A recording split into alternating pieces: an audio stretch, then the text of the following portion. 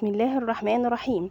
السلام عليكم ورحمة الله وبركاته. حبايبي أصحابي، ازيكم؟ عاملين ايه؟ كل سنة وانتم طيبين، يا رب تكونوا بصحة وبسلامة وبصحة جيدة ان شاء الله. اللهم صل وسلم على سيدنا محمد عليه أفضل الصلاة وأزكى السلام. اللهم صل وسلم على سيدنا محمد في الملأ الأعلى إلى يوم الدين. دلوقتي تعالوا نشوف هنعمل مع بعض صينية كيكة صغنططة، قالب كيكة كده صغنطط في البيت عندك ياكلوه كده يعني، وانتوا عارفين طبعا كيكة على قد فيها.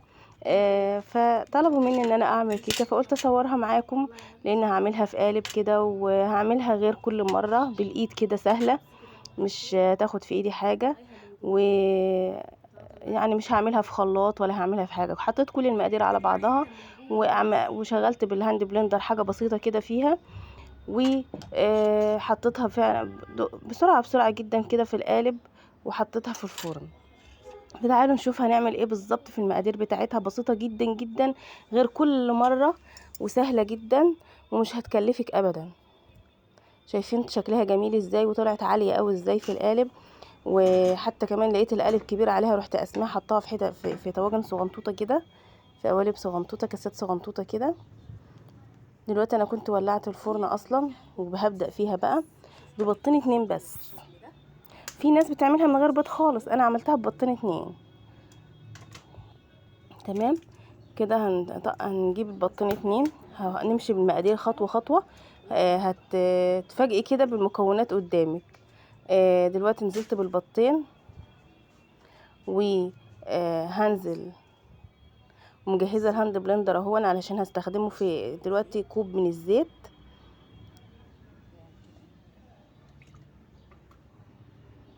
اللي هي الاكواب المعيارية دي.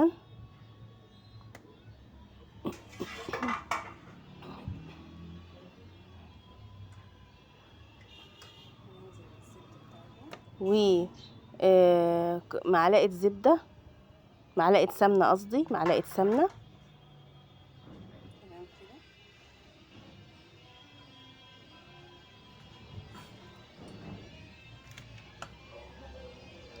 وهحط بقية المقادير بردك، هحط معاكم دلوقتي كوب ونص من السكر،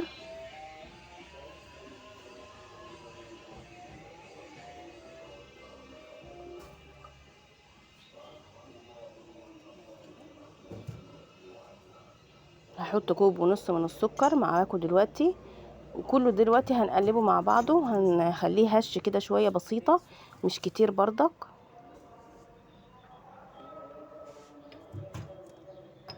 تمام كده.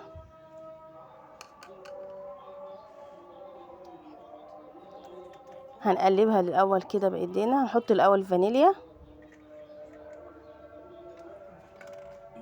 بقول لكم اللي ما يعرفش قناتي، انا يوميات هبه، ينزل يشترك في القناه ويفعل الجرس، ويعمل لايك عشان انجح بيكم. وفخوره بيكم جدا لكل متابعيني، وبتشرف بكل من دخل وتابعني وعمل لي اشتراك في قناتي. وان شاء الله هنكون عند حسن ظنكم، وان شاء الله نكبر سوا باذن الله، ونقدم كل افكار جديده ان شاء الله. واعملي لايك للفيديو علشان يتشير، علشان ايه انت تشوفيه وغيرك يشوفه وكله يستفيد. انا بتكلم بتوع سنه اولى مطبخ، اللي لسه داخلين مطبخ يتعلموا. دلوقتي حطينا بطين 2 ومعلقه زبده، معلقه سمنه، وحطينا كوب زيت، وحطينا كوب وربع سكر، وبنقلب كله مع بعضه بايدنا كده الاول على ما نشغل الخلاط، لان مش عارفه الخلاط مبقاش سريع معايا. بقى يطول معايا شويه كده شكله، مش عارفه اللي عنده افكار فيه يقول لي اعمل فيه ايه. مش عارفه بقى يبينه باظ ولا ايه، ولا بدا يبوظ يهنج ولا ايه راخر، مش عارفه ماله فيه ايه. بيطول كده على ما بيعمل الحاجه. هنضربها بالخلاط اليدوي كده معاكم لغايه ما تبقى حاجه يعني كل المقادير دابت في بعضها. بس مش هضرب يعني، ان دراعي وجعني شويه، مش قعدت اضرب كتير بيه باليدوي. فقلت اما اعملها كده بالخلاط الهاند بلندر علشان ايه يسهل معايا شويه.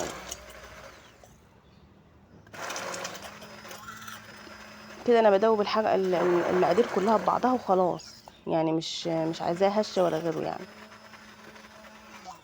بدوب السمنة مع السكر مع البيضتين مع الفانيليا، وهنحط دلوقتي معلقة خل،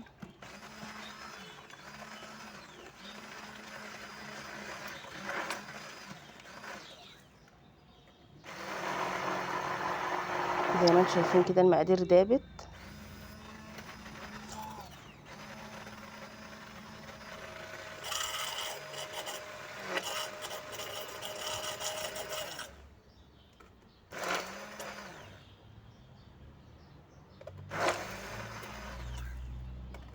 تمام كده. صلوا وسلم معايا يا حبايبي اصحابي على سيدنا محمد عليه افضل الصلاة والسلام. تمام كده، تاني نضرب فيها لغايه ما دوبنا المقادير مع بعضها. بس كده خلاص، انا هستكفى بكده واحط مقاديري بقى، بقيه المقادير.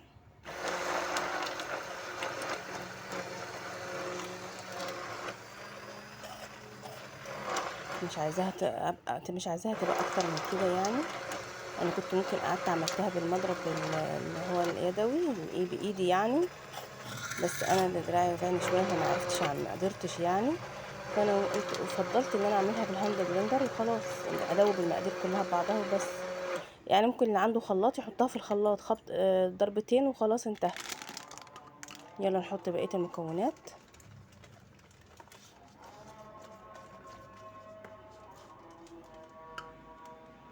هنعبر الدقيق، ادي كوب دقيق، 2 كده كويس ونص، ولو احتاج مننا هنحط. تمام. انا بقى مدوبه 3 معالق تانج، عصير تانج في مج كبير كده هحطه. الاول بحط البيكنج باودر على الدقيق، استعمل اللي هو كيك شيف ده. بوريكم اهوت العصير انا مدوباه.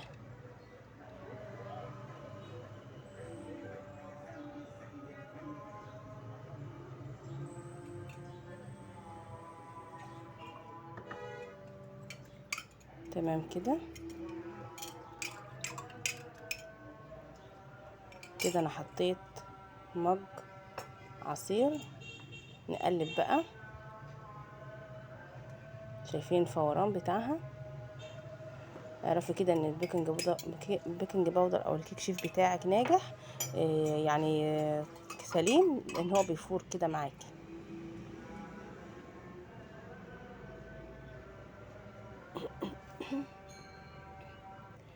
نقلب بقى كويس المقادير، ما نقلبش يعني يا دوب نضيع الدقيق، مش تقليب يعني. في ناس علقت لي وقالت لي عايزاها ما تبقاش عامله عجينه في بقك وانت بتاكليها، تقومي ما تقلبيهاش كتير بعد ما تحط الدقيق بتاعك. فانا هقلب يا دوب اضيع الدقيق بس، بحيث ان انا اضيع الدقيق واخليها سايله كده معايا، تبقى جميله كده، تبقى عجينه جميله ما فيهاش كلاكيع، ما فيهاش اي حاجه. ما شاء الله بقت دابت معايا بسرعه، كله اتقلب بسرعه في بعضه، ما فيهاش اي تكتلات ولا فيها اي حاجه.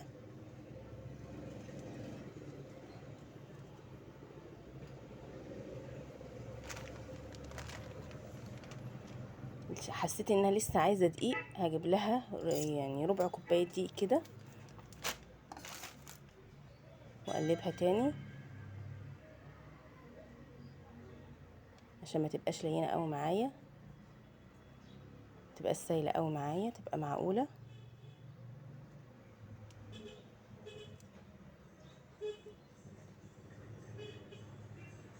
وريحتها مش عايزه اقول لكم، ريحتها جميله نفاذه، وريحتها جميله جدا، وطعمها اجمل واجمل.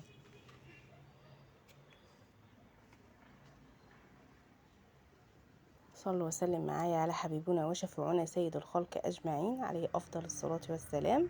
حبايبي اصحابي، يا رب اكون عند حسن ظنكم. فخورة جدا بكل متابعيني وكل اللي بيعمل لي لايك وكل اللي بيشترك وبيعلق لي في فيديوهاتي.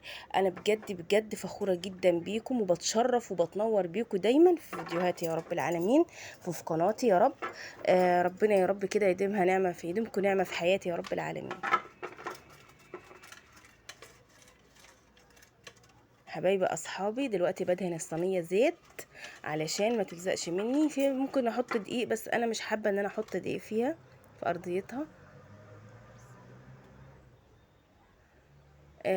حسيت ان القالب بتاعي يعني انا بدها اعملها في قالب بتطلع شكلها جميل قوي.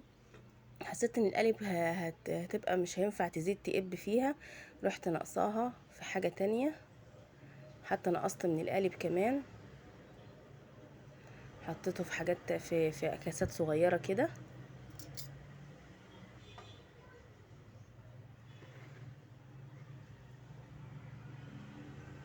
بوريك اهو تمتلأ قوي، مش عارفه هنقصه تاني لسه. نقصته شويه في القوالب الصغنططه دي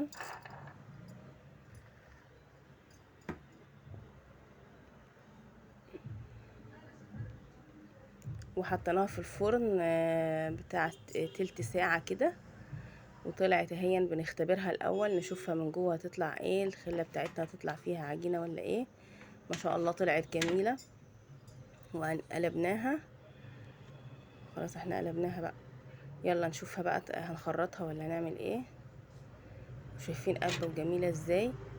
او هي خدت الحاجة. انا طبعا بعملها كده للاكل لاولادي في البيت بألف هنا. ويا رب بالكل كان ليه نصيب فيها بألف هنا يا رب العالمين. ويا رب دايما يديمكم نعمة في حياتي. وبوريكم الحاجة يعني الحمد لله هي ناجحة على قدي، مش ناجحة بنجاح اللي هو، بس جميلة جدا. يعني كان نفسي ادوقكم كلكم ان شاء الله. ان شاء الله يا رب يديمكم نعمة في حياتي. ونتعرف دايما ونتقابل يا رب ونشوفكم دايما على خير. ودايما يا رب كده اشوف لايكاتكم واشوف اشتراكاتكم واشوف، وابقى فخورة جدا بمتابعيني وفخورة بيكم جدا جدا. والسلام عليكم.